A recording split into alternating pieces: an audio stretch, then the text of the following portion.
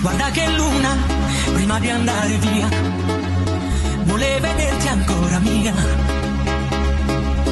Un altro bacio, una sigarettietta, sembra quasi di fumare il tuo profumo. Tu sei molto